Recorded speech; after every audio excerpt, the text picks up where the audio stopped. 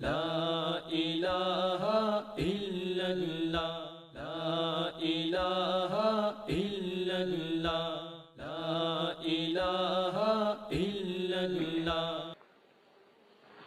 انسان کے اندر کا کھوٹ کیسے نکلے، اس کے دو طریقے ہیں۔ ایک طریقہ تو بہت آسان ہے کہ انسان اسی دنیا میں شریعت کے مطابق زندگی گزارے، اپنے آپ کو سنت کے مطابق ڈھال لے تو اس کے نفس کا تزکیہ ہو جائے گا اور یہ بندہ سیدھا جنت میں جائے گا۔ اور دوسرا طریقہ ذرا ڈیفیکلٹ ہے کہ انسان نے دنیا میں کلمہ تو پڑھ لیا مگر گناہ کرتا رہا، عام زندگی گزارتا رہا، تو پھر اللہ تعالیٰ اس کا آخرت میں تزکیہ فرمائیں گے۔ جی آخرت میں بھی تزکیہ ہوگا۔ منافقین کے بارے میں اللہ فرماتے ہیں کہ اللہ تعالیٰ قیامت کے دن ان سے کلام کریں گے، وَلَا يُكَلِّمُهُمُ اللَّهُ يَوْمَ الْقِيَامَةِ وَلَا يُزَكِّيهِمْ، اور نہیں اللہ ان کا تزکیہ کریں گے۔ اس کا مطلب یہ کہ منافقین کا تزکیہ تو نہیں ہوگا، جو گناہگار مومن ہوں گے ان کا اللہ تزکیہ کریں گے۔ اب وہ تزکیہ کیسے ہوگا؟ جہنم کے ہاسپٹل میں۔ جہنم کی مثال ایک ہاسپٹل کی مانند ہے۔ کیونکہ آپ میڈیکل لائن کے لوگ ہیں، بات کو ذرا آسانی سے سمجھ لیں گے۔ کوئی بھی بیمار آدمی ہوتا ہے اسے ہاسپٹل میں ایڈمٹ کرتے ہیں۔ کہاں ایڈمٹ کرتے ہیں؟ ایمرجنسی وارڈ میں لاتے ہیں۔ ایمرجنسی وارڈ میں تھوڑا سا سٹاف ہوتا ہے، وہ ہر آنے والے مریض کے بارے میں ایک دو چھوٹے سے کوسچن پوچھتے ہیں، ان کو پتہ چل جاتا ہے کہ اس کو یہ دل کا مریض ہے، ہڈی ٹوٹی ہے، اس کو بخار ہے یا کسی جگہ درد ہے، تو پھر وہ ٹریٹمنٹ اس کے حساب سے دینا شروع کر دیتے ہیں۔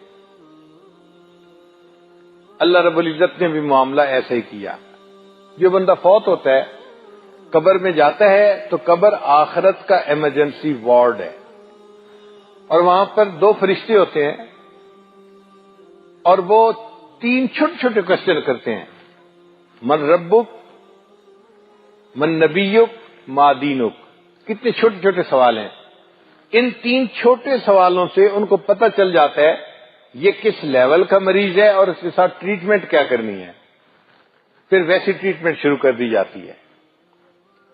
ایمرجنسی کے ڈاکٹر جو ہیں وہ اس مریض کو کچھ ضروری دوائی دیتے ہیں اور کہتے ہیں جی کہ جب بڑا ڈاکٹر آئے گا نا، کل سرجن صاحب آئیں گے، وہ آپ کی فائل بھی پڑھیں گے اور آپ سے ڈیٹیل ہسٹری بھی لیں گے اور پھر وہ فیصلہ کریں گے کہ آپ نے کس وارڈ میں جا کے ایڈمٹ ہونا ہے۔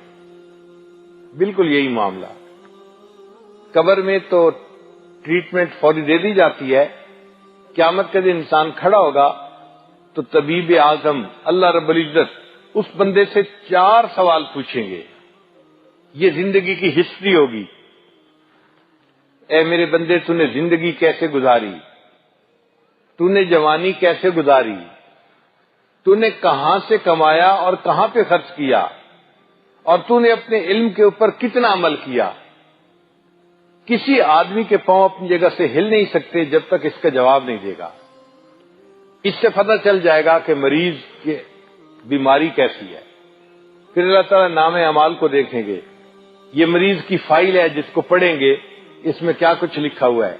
پھر اللہ تعالیٰ فیصلہ کریں گے اس بندے نے جہنم کے کس درجے کے اندر جانا ہے۔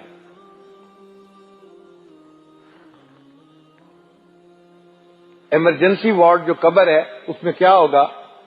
ایک گناہگار بندہ جائے گا اور قبر اس کو دبائے گی۔ کئی دفعہ بیماری کا علاج دبانے میں ہوتا ہے۔ مثلا آپ درد محسوس کر رہے ہیں سر میں، تو بچے کو بلا کے کہتے ہیں بچہ ذرا میرا سر دبا دو۔ اب وہ سر دباتا ہے، آپ کو راحت ملتی ہے، اور کئی مرتبہ دبانے سے تکلیف ہوتی ہے۔ یہی فرق ہے قبر کے ضغطہ میں۔ قبر ایک مومن کو بھی دبائے گی مگر اس کو راحت ملے گی، اور ایک کافر کو بھی دبائے گی اور کافر کو تکلیف ملے گی۔ حدیث مبارکہ ہے کہ ایک طرف کی پسلیاں دوسری طرف چلی جائیں گی، اتنا قبر دبائے گی۔ یہ فزیو تھراپی اس کی ہو رہی ہوگی۔ ٹریٹمنٹ مل رہی ہے اس کو. عام طور پہ دیکھا ہے کہ ایمرجنسی وارڈ میں مریض آتا ہے تو اس کو پانی کی ڈرپ لگا دیتے ہیں, اسی کے ذریعے سے انجیکشن دوائیاں جاتی ہیں. قبر میں اس بندے کو بھی ایک ڈرپ لگائی جاتی, یعنی انٹراوینس انفیوژن جس کو کہتے ہیں نا, وہ دی جائے گی. حدیث مبارکہ میں ہے جو بندہ نماز قضا کرتا تھا اللہ تعالیٰ قبر میں ایک گنجا اژدہا پائتھن اس کے اوپر مسلط کر دیں گے. اب یہ اژدہا اس کے سر کے قریب کھڑا ہوگا اور اس آدمی کو بائٹ کرے گا اور اپنی پوائزن اس کے اندر انجیکٹ کر دے گا. بندے کو تکلیف ہوگی, پھر جب تکلیف ٹھیک ہوگی تو پھر دوبارہ بائٹ کرے گا, پھر کچھ ڈراپ ڈال دے گا. جیسے ڈرپ ہوتی ہے نا, قطرہ قطرہ بندے کے جسم میں دوائی جا رہی ہوتی ہے. یہ اللہ تعالی کا لگایا ہوا انٹراوینس انفیوژن ہے. یہ پانی کی بوتل اللہ نے اس کو بنا دیا اور یہ زہر کا قطرہ قطرہ دوائی کا ڈال رہا ہے اور بندے کی ٹریٹمنٹ چل رہی ہے. اب اس تکلیف میں یہ بندہ اس وقت تک رہے گا جب تک قیامت قائم نہیں ہو جاتی. پھر قیامت کے دن اللہ کے سامنے پیش ہوگا, اللہ تعالیٰ اس سے کوشچن پوچھیں گے, اس کے نامہ اعمال کو دیکھیں گے, پھر حکم دیں گے کہ اس بندے کو جہنم میں لے کے جاؤ. اور جہنم کے مختلف درجات ہیں. سب سے نیچے کا جو درجہ ہوگا اس میں منافق ہوں گے. قرآن مجید نے بتا دیا ان المنافقین فی الدرک الاسفل من النار, آگ کے سب سے نیچے کے حصے میں منافق لوگ ہوں گے اور سب سے اوپر کے حصے میں گناہگار ایمان والے ہوں گے. ایک دستور ہے, آپ نے سٹور میں کوئی چیز رکھنی ہو تو جس چیز کی بار بار ضرورت پڑتی ہے نا اس کو دروازے کے قریب رکھتے ہیں, اور جس چیز نے لمبا عرصہ رہنا ہے اس کو دور کونے کے اندر جا کے ڈال دیتے ہیں. تو منافقین کو بھی نیچے والے درجے میں ڈالیں گے, انہوں نے تو نکلنا ہے ہی نہیں. اور جو گناہگار مومن ہیں ان کو جلدی نکالنا ہے, ان کو دروازے کے قریب اوپر کے درجے میں رکھیں گے. ہر ہاسپٹل میں ایک یونیفارم ہوتی ہے. امیر ہو وزیر ہو جب ہاسپٹلائز ہوتا ہے تو اس کو اپنے لباس فاخرہ کو اتار کر وہ یونیفارم پہننی پڑتی ہے. قیامت کے دن اللہ تعالیٰ جہنمیوں کو یونیفارم پہنائیں گے. سرابیلہم من قطران, گندک کا بنا ہوا لباس ہوگا, اس لیے کہ جو سلفر کا لباس ہوتا ہے سلفر آگ کو جلدی پکڑتی ہے, اور جو چیز آگ کو جلدی پکڑے وہ جسم کو زیادہ جلاتی ہے. عورتوں کے کپڑے عام طور پر آگ جلدی پکڑتے ہیں, جب ان کو آگ لگتی ہے تو ان کے جسم پہ برننگ سکن کی زیادہ ہوتی ہے. اس جہنمی کو بھی یونیفارم پہنا دی جائے گی, مگر یہ عام کپڑا نہیں ہوگا, یہ گندک کا بنا لباس ہوگا. فقہا نے لکھا ہے اگر کسی گلی میں ایک گدھا مرا پڑا ہو تو اتنی بو ہوتی ہے کہ قریب سے بندہ گزر نہیں سکتا بدبو کی وجہ سے. ایک جانور کی اگر لاش گل سڑ جائے تو اتنی بو ہوتی ہے. جہنمی کے کپڑوں میں کتنی بدبو ہوگی. ساری دنیا کے انسان شروع سے لے کے آخر تک, حیوان, چرند, پرند, خشکی کے مخلوق, تری کی مخلوق, ساری مخلوق ایک جگہ جمع ہو جائے اور سب مر جائیں اور سب کی باڈی جو ہے وہ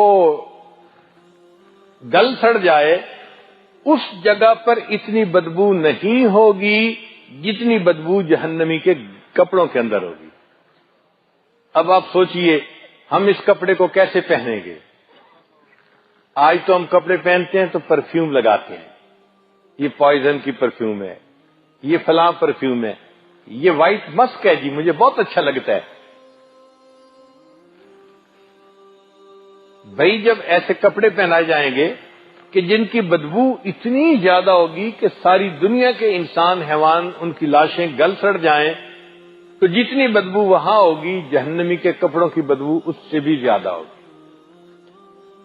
پھر یہ یونیفارم پہنانے کے بعد اس آدمی کو جہنم میں ڈالا جائے گا. جو مریض ہوتا ہے نا اس کو جہنم میں اس کو ہاسپٹل میں لے جاتے ہوئے کئی دفعہ ویل چیئر پہ لے کے جاتے ہیں، اور جی پیشنٹ ہے ویل چیئر پہ جا رہا ہے، اور کئی دفعہ تو اس کو چارپائی پہ لٹا کے لے جاتے ہیں۔ یہ جہنمی جس کو جہنم میں بھیجا جائے گا، یہ کوئی عزت احترام اور پروٹوکول کے ساتھ نہیں جائے گا۔ اللہ تعالیٰ قرآن میں فرماتے ہیں یوم یدعون الی نار جہنم دعا، فرشتوں کو جب حکم ہوگا کہ اس بندے کو جہنم لے جاؤ تو فرشتے اس بندے کو دھکے ماریں گے، جیسے کسی بندے کو ہیوملیٹ کیا جاتا ہے نا، دھکے مار مار کے لے جانا، تو فرشتے اس جہنمی کو دھکے ماریں گے اور ہیوملیٹ کر کر کے ذلیل و رسوا کر کے اس کو جہنم میں پھینکیں گے۔ قرآن مجید کے صوتی اثرات بھی ایسے ہیں، پڑھتے ہوئے بھی پتہ چلتا ہے جیسے کوئی کسی کو دھکے مار رہا ہو۔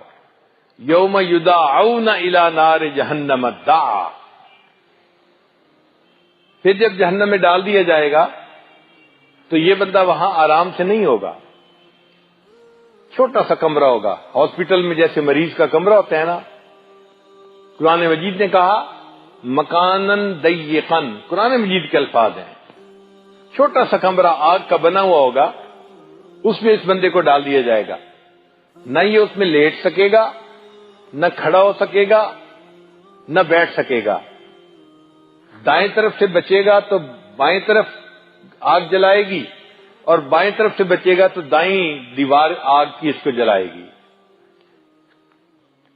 اور ایک چھوٹی سی جگہ میں جیسے بندہ ہوتا ہے تو پریشان ہوتا ہے کہ میں اس میں سے کیسے نکلوں، میری تو سفوکیشن ہو رہی ہے، اس کا وہاں پر یہ حال ہوگا۔ پھر یہ باہر نکلے گا، ایک فرشتے کو کہے گا کہ بھئی میں بہت تنگ جگہ سے باہر نکلا ہوں، مجھے کہیں کھلی جگہ لے جاؤ۔ فرشتہ کہے گا میرے ساتھ آؤ۔ آگ کا بنا ہوا ایک پہاڑ ہوگا، وہ فرشتہ اس بندے کو اس انگارے کے پہاڑ کے اوپر چڑھاتا چڑھاتا چوٹی پہ لے کے جائے گا۔ جب یہ بالکل ٹاپ پہ پہنچ جائے گا تو فرشتہ وہاں سے اس کو دھکا دے گا، اور یہ بندہ گرے گا اور آگ کے انگاروں پہ گرتا گرتا گرتا نیچے پہاڑ کی جہاں بیس ہوگی وہاں پہ آئے گا۔ جسم جل چکا ہوگا، تکلیف ہو رہی ہوگی، ہڈیاں ٹوٹ رہی ہوں گی۔ پھر یہ اٹھ کے کھڑا ہوگا، فرشتہ اس کے سامنے آئے گا، what can I do for you, can I serve you, وہ پوچھے گا اس سے، یہ کہے گا کہ ہاں مجھے بہت بھوک لگی ہے، پلیز کچھ کھانے کو میرے لیے لاؤ۔ وہ جائے گا اور زقوم کا پودا اس کو کھانے کے لیے لا کے دے گا۔ زقوم کا پودا آپ نے دیکھا ہوگا جس کے اوپر کانٹے ہوتے ہیں، پتے نہیں ہوتے، وہ پورا کا پورا کانٹوں سے بنا ہوا ہوتا ہے، اور اتنا بٹر ہوتا ہے کہ اگر صبح کے وقت اس کو چکھے نا تو شام تک اس کی کڑواہٹ منہ میں محسوس ہوتی ہے۔ یہ زقوم کا پودا، ان شجرۃ الزقوم طعام الاسیم، یہ وہاں پر کھانے کو دیا جائے گا۔ اس بندے کو اتنی بھوک لگی ہوگی کہ یہ اس کو کھانا شروع کرے گا، لیکن جب اس کو بائٹ کرے گا، کھائے گا، تو وہ زقوم اس کے گلے کے اندر جا کے اٹک جائے گا، نہ نگلتے بنے گی نہ اگلتے بنے گی۔ اب اور مصیبت میں پھنس گیا، پھر کہے گا جی کچھ مجھے پینے کو دو تاکہ میرا لقمہ نیچے جائے۔ اب اس کو پینے کے لیے وہاں پہ کوئی کوک پیپسی نہیں دی جائے گی، روح افزا کا شربت نہیں دیا جائے گا، وہاں پر اس کو پینے کے لیے ایک عجیب مشروب دیا جائے گا۔ قرآن مجید فرماتے ہیں وَلَا طَعَامٌ إِلَّا مِنْ غِسْلِينَ لَا يَأْكُلُهُ إِلَّا الْخَاطِئُونَ، جہنمیوں کے زخموں سے جو خون اور پیپ بہے گی وہ گرم گرم ایک پیالے میں ڈال کے، اس کو غسلین لکھا ہے، وہ اس کو پینے کے لیے دی جائے گی۔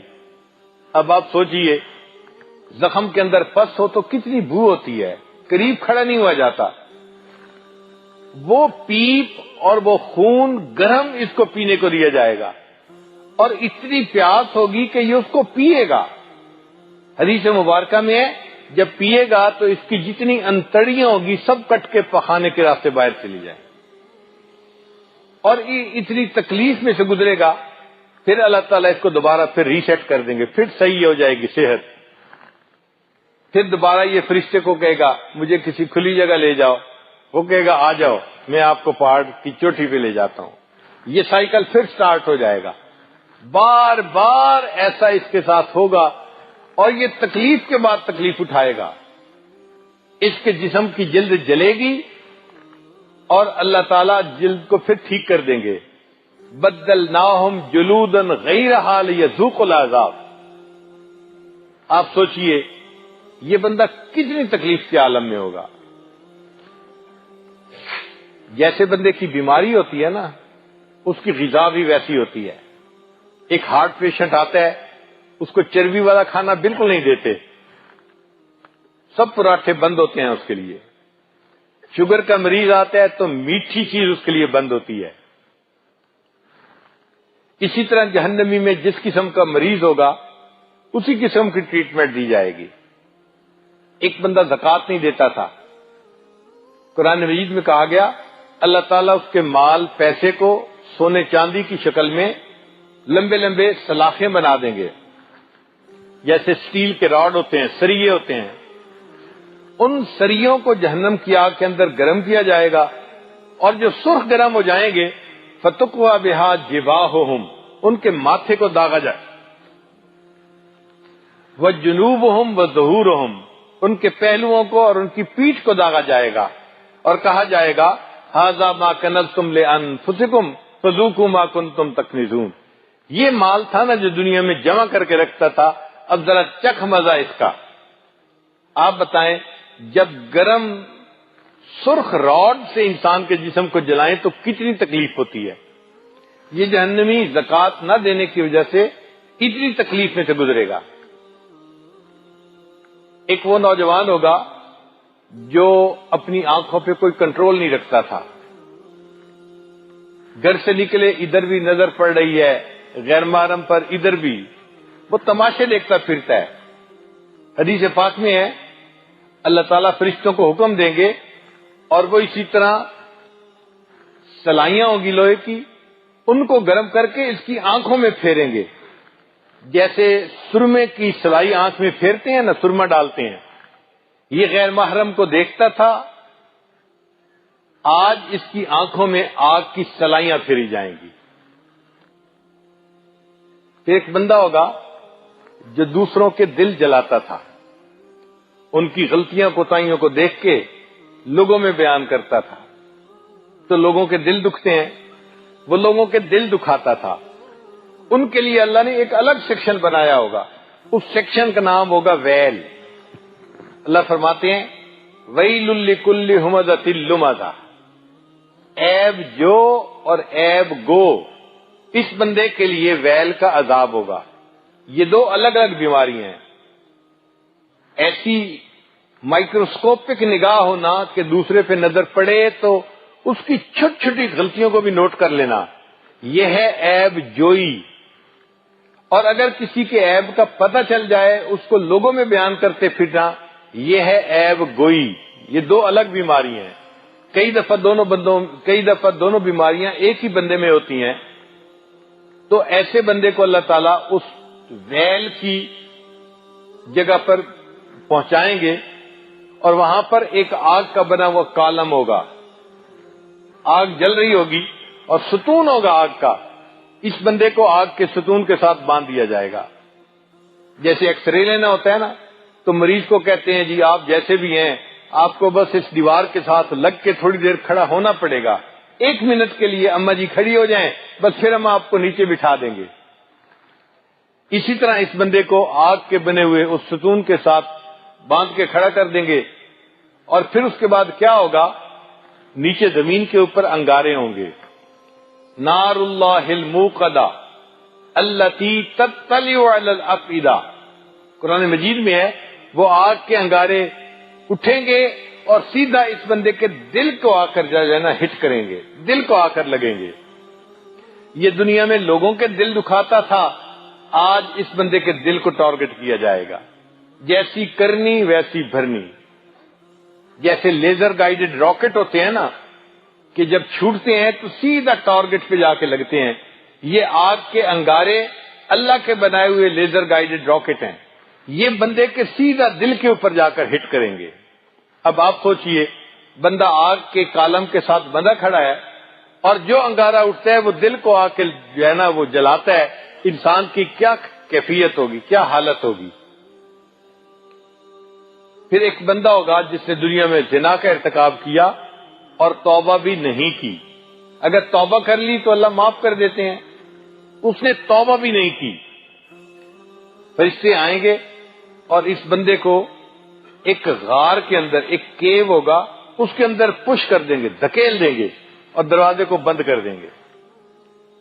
اس غار کے اندر کیا ہوگا؟ حدیث پاک میں آتا ہے بچھو ہوں گے، اسکارپین، بہت زہریلے قسم کے بچھو ہوں گے۔ جب یہ بندہ غار کے اندر جائے گا، وہ بچھو اس کے اوپر اس طرح چڑھ جائیں گے جیسے شہد کے چھتے کے اوپر شہد کی مکھیاں بیٹھی ہوتی ہیں، ہزاروں کی تعداد میں وہ اس کی باڈی کو کور کر لیں گے، اور اتنے بچھو ایک ہی وقت میں اس کو ڈسیں گے، اور اس کے جسم کے انگ انگ کے اندر درد ہو رہی ہوگی۔ یہ عذاب کیوں دیا جائے گا؟ میرے بندے، تو نے گناہ ایسا کیا تھا کہ جس گناہ کی وجہ سے تیرے جسم کے ایک ایک ٹشو نے انجوائمنٹ پائی تھی، آج ہم اس کا عذاب بھی ایسا دیں گے کہ جسم کے ایک ایک ٹشو کو اس کی سزا ملے گی۔ اب تو گھبرا کے یہ کہتے ہیں کہ مر جائیں گے، مر کے بھی چین نہ پایا تو کدھر جائیں گے۔ سوچئے، انسان ایک غار کے اندر بند ہے اور اتنے بچھو کاٹ رہے ہیں، اس وقت سمجھ میں آئے گی لمحوں نے خطائیں کی، صدیوں نے سزا پائی۔ چند لمحوں کی خطاؤں کی خاطر انسان کتنے بڑے عذاب کو اپنے سر پہ لے لیتا ہے۔ تو ہر بندے کو اس کے گناہ کے بقدر عذاب ہوگا، اور جب اس کو انف عذاب ہو جائے گا، جب اللہ چاہیں گے پھر اس بندے کو اللہ تعالیٰ جہنم سے باہر نکالیں گے، اور جہنم سے باہر نکال کے اس کو جنت بھیج دیں گے۔ جب انسان ہاسپٹل سے ڈسچارج کیا جاتا ہے وہ کہاں جاتا ہے؟ گھر جاتا ہے۔ بھئی جنت ہمارا گھر کیسے بنا؟ اس لیے کہ جنت آدم علیہ السلام کو اللہ نے عطا فرمائی۔ اسکن انت و زوجک، اے آدم علیہ السلام آپ اور آپ کی بیوی میری جنت میں رہیں، تو اللہ نے جنت آدم علیہ السلام کو الاٹ کر دی تھی، وہ وہاں رہے۔ پھر اللہ نے حکمت کے تحت ان کو زمین پہ اتار دیا۔ اب ہم ان کی اولاد ہیں، تو جب ہم واپس جائیں گے تو اپنے آبائی گھر میں بندہ جاتا ہے، تو ہم جنت میں جائیں گے کلمہ پڑھنے کی برکت کی وجہ سے۔ اسی لیے مومن کو جنت کا مالک نہیں بنایا جائے گا، فرمایا تلک الجنت التی نورث من عبادنا من کان تقیا، یہ جنت ہے اور ہم اپنے بندوں میں سے جو متقی پرہیزگار ہوں گے ان کو اس کا وارث بنائیں گے۔ تو وارث کون ہوتا ہے؟ باپ کی جائیداد کا۔ تو جنت ہمارے آدم علیہ السلام کی جائیداد ہے، ہم ان کے بیٹے ہیں۔ ہم اگر کلمے والی زندگی گزاریں گے تو مرنے کے بعد اس باپ کی جائیداد میں سے ہمیں حصہ ملے گا، ہمیں اللہ وہی گھر عطا فرمائیں گے۔ مگر جنت میں جانے کے لیے ایک شرط ہے کہ بندے کو پاک ہونا چاہیے روحانی بیماریوں سے۔ لا